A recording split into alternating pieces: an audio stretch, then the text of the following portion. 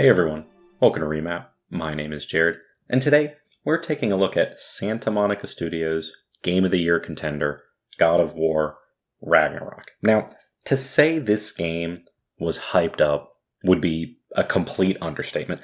Other than Elden Ring, I think this was the most publicized and reviewed game of 2022. And for good reason. God of War 2018 was an instant classic and a game that I had an awesome time with. But I'll be honest, with so much praise heaped upon it on launch, I was a little bit nervous going into my playthrough of Ragnarok. You know, if the expectations are this high, anything but near perfection would be a bit of a disappointment. So, before we get started, if you're unaware, God of War Ragnarok is an action-adventure game following Kratos and his son Atreus. It's a third-person hack-and-slash title that's a direct sequel to the previously mentioned God of War 2018. And as you might expect, as a sequel, it's always better that you play the first game to understand the whole story. However, the plot isn't directly passed on between the games per se, so it's different enough that it can be enjoyed as a standalone title. And, I mean, I went into it having played the first one, but honestly, I have mostly forgotten the original, because it was years ago. But before we dive into this review, I will be keeping spoilers to an absolute minimum, so I won't be going into any specifics around the story. And as always, these are my opinions and mine alone. So, starting off with the graphics, the PS5 and next-gen power has done it yet again. This is really a gorgeous game to look at with a huge variety of environments to explore. You know, you've got snowy tundras, lush forests, and barren deserts are all highly detailed and unique in their design. And something else I don't think people touch on enough are the skyboxes in Ragnarok. You know, looking up and seeing a full night sky of stars on, a cloudy afternoon, the sun beating down on you through a dense forest. It really brings the whole environment together. The lighting and water physics were also accurate and helped sell the differences between the regions. But what was really nice was playing a game without a ton of bugs and glitches. We've seen so many games released in the last few years in an incomplete state, and it worries me that this is becoming the norm. But Ragnarok ran at a locked 60 FPS the entire time and had basically zero bugs.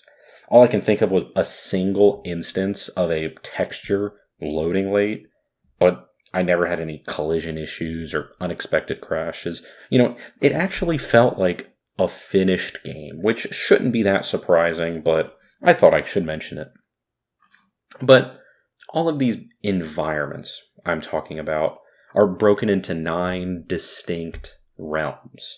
So Ragnarok is sort of in between the open world and linear map designs. There are side channels and hidden areas to explore in each realm, but at the end of the day, it really feels like each realm is an individual level where you travel from point A to point B.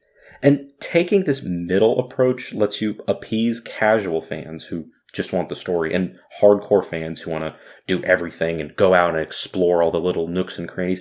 But it wasn't perfect. There are surprisingly huge areas of this game that are completely optional, that you might not even stumble across unless you go out of your way on a side quest or two. And I would have liked to see the game steer the player to these side areas more often. There are multiple points in Ragnarok where you're prompted to go to a location, quote, when ready. And it's clear that they're giving these breakpoints if you want to go out and explore and do some side stuff, but I would have liked to see the opposite approach where the game tells you when it's ready to advance. Like a character saying, hey, I'll come get you when we're good to go. And then setting the next mission to trigger only after the player has completed one or more side missions. And Cyberpunk 2077 actually had some quests implemented in this manner, and I liked how it broke up the story and got you out exploring the world. But that's a minor discussion. What really matters here is the narrative, that core main story of the game. And God of War Ragnarok has an absolutely incredible narrative. Hats off to their writers because they really did a great job. It's emotional, thoughtful, and very convincing. It was really easy to get invested into the story of this game, which I think is the best compliment that I can give. I'm not getting into any specifics, but the character development of Kratos and Atreus, just like the first game, is the star of the show. These are not one-dimensional characters that you can just put in a box. There's some real great depth here to witness. And my favorite moments from Ragnarok were these character interactions, not the huge dramatic battles, but characters just talking. Now, like I said in the intro, this is a direct sequel, so a lot of the fine detail can be lost if you haven't played the first game, but the core story can stand alone really well.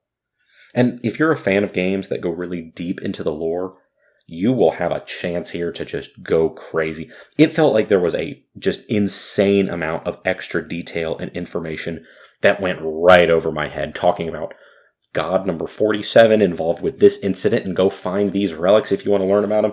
And I'm sitting here like, man, this is a lot even for me. But writing is one part of telling a great story. You also need great actors and actresses to deliver the performance. And God of War Ragnarok has excellent voice acting across the board. Obviously, Christopher Judge gets a lot of the praise for his performance as Kratos. This man speaks 3 words per minute, and it packs more emotion than an opera. But everyone brought their A game. And I especially want to highlight 2 characters, Brock and Sindri, for being comic relief done right. In a serious game with very often a solemn tone, it's a fine line between quality and, cringe when trying to add comedic moments. But they were a welcome addition to the game. Now, the vehicle for these performances, the character animation, did to an extent suffer from a similar issue as Horizon Forbidden West. Kratos is insanely detailed and expressive. You can see all the individual strands of hair on his beard. The tattoos feel like they're actually embedded on his skin. Just incredible. But it's so much so that in many cutscenes, you see him next to a side character, and the differences are just painfully obvious. But honestly, that's just a nitpick. All of the main characters are animated well, and most importantly, the combat animations, what you're actually looking at the majority of the game, are great. Swinging the Leviathan axe really feels like it has some weight behind it, and the Blades of Chaos pack a real punch. There's a lot of variety in the attack animations with different weapons and abilities that you can keep mixing up, which helps keep the combat from getting too stale. Now, the combat in God of War Ragnarok will probably surprise some people because it's actually pretty challenging. I played it on just normal difficulty, so I was expecting it to be fairly a breeze. But you actually need to learn enemy moves, how to chain your attacks together, and really focus up or you will get punished. But these challenging fights I'm talking about were pretty much exclusively optional boss and mini-boss fights strewn across the realms, which honestly I thought could have been balanced a bit better. I'd smoke this big dramatic boss in the main story, but then when I go to a little corner and fight random side captain number 7, he would just kick my ass. I would have liked to see either the main content be made harder or the side content be made easier, because the inconsistency got frustrating at times. I'm playing on normal difficulty. I was not expecting some of these side missions to be this challenging. And doing these optional fights were a single bad dodge can cost a third of your health pool, just drives it home that I will never play Elden Ring. This is a bit of a tangent because I just don't know why people put themselves through games like Elden Ring and the Souls games. I know it's, oh, I'm enjoying the challenge and, the feeling of completing it. But I do not think it is worth the frustration that it causes. Sitting through some of the mini boss fights in Ragnarok where I feel like I'm doing the same thing over and over for 15, 20 minutes. Whew, it gets to you. But coming back to the review, the combat as a whole was real tight and responsive. You just have to be sure to dodge and parry. Once you get a good understanding, a good feel of the combat, it flows very well and was enjoyable to play. And the sound design, does help the hits feel meaty and feel like they have some real impact. And moving on, I don't have much to say about the soundtrack as a whole. Obviously, the stars of the sound design are the sound effects, like with the weapons, and obviously the voice acting. But Ragnarok isn't a game driven by the music. You only really hear it in important cutscenes. But when it makes an appearance, it's a welcome addition.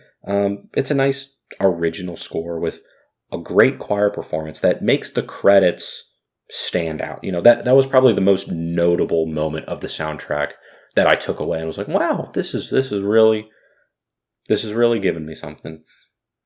But one aspect of God of War Ragnarok I want to criticize, and this is probably my largest complaint, is the UI. The menus in this game are just a cluttered mess. You've got to manage armor, weapons, special attacks, relics, companion equipment, so many things, and it's all bundled together in just a big bucket of menus. Scrolling through with different triggers and bumpers didn't feel intuitive, and I thought the whole equipment and attribute system could have been simplified.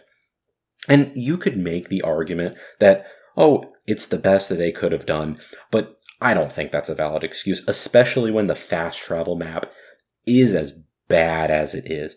So when you're trying to decide where to go, you go, I'm going to go fast travel.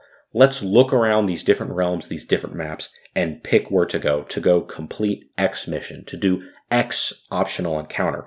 But none of the map markers show up on the fast travel screen. You have to exit the fast travel menu and then pull up your map in your menu, which is just the same menu. However, it contains the basic information like, this character is located in this location. This quest starts here. This combat encounter is here. This basic information is just not there on the fast travel map. And I don't know why the maps are treated differently. It did not make a single iota of sense to me.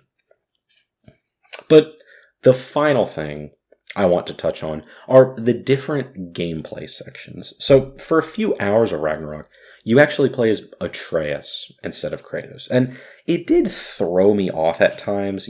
I'm playing God of War, so I want to play as the God of War. But they were sparse enough that they added to the narrative, and they weren't too much of a distraction. But all in all, God of War Ragnarok is a great example of what a AAA game should be. It was actually finished on launch, looked and ran great, and most importantly, most critically, gave me over 30 hours of an incredible story and some fun combat. I cannot understate how much I enjoyed this story. But God of War Ragnarok gets an easy A, and actually I would not be opposed to giving it an A+. If I'm spending $70 on a game, this is what I want to get. But that is all I have for you today. Thank you so much for tuning in. You have been listening to Remap, the gaming podcast. My name is Jared, and I hope you have a wonderful rest of your day.